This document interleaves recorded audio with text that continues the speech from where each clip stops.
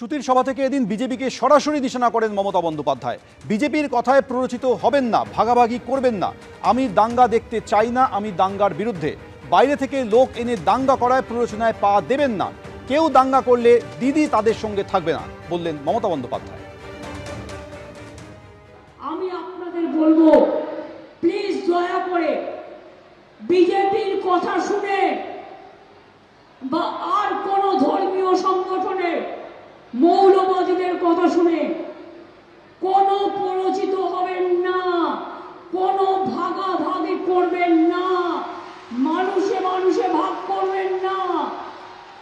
আপনারা যদি মানুষে মানুষে ভাগ করেন, তার থেকে আমাকে আমার গলাটা আমার হৃদয় থেকে বাদ দিয়ে দিন, আমি সবচেয়ে খুশি হব।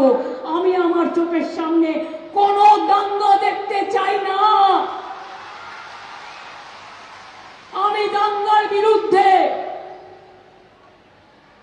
আপনারা যদি কেউ দাঙ্গা করেন, আপনারা মানুষ দাঙ্গা করে না, দাঙ্গাকারীদের বাইরে থেকে পরিকল্পনা করে নিয়ে আসা হয়, আর তখন আপনারা প্ররোচনায় পা দিয়ে দেন কেউ কেউ।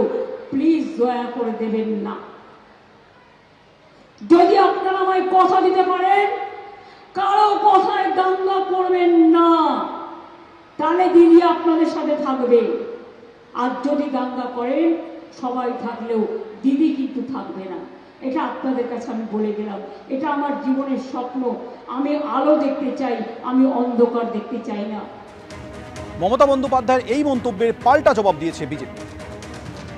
আপনি ওখানে ভাষণে বলেছেন বিজেপি দাঙ্গা করে।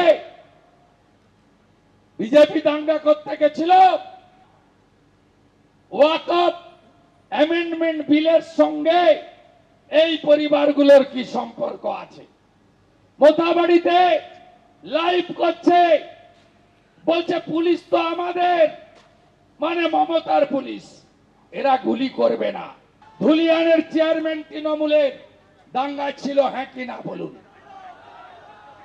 মনিরুলের দাদা কাউসার ফারাক্কার এমএলএ দাঙ্গা ছিল, হ্যাঁ কিনা বলুন?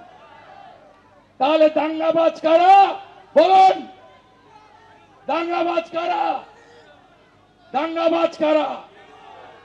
আজকে একটা গ্রামে যাননি আপনি, একটা বাড়িতে যাননি, 3 সপ্তাহ পরে গেছেন। এই হিন্দু বিরোধী মুখ্যমন্ত্রী বিরুদ্ধে লড়াই হবে তো? দুনিয়ার হিন্দু, দুনিয়ার হিন্দু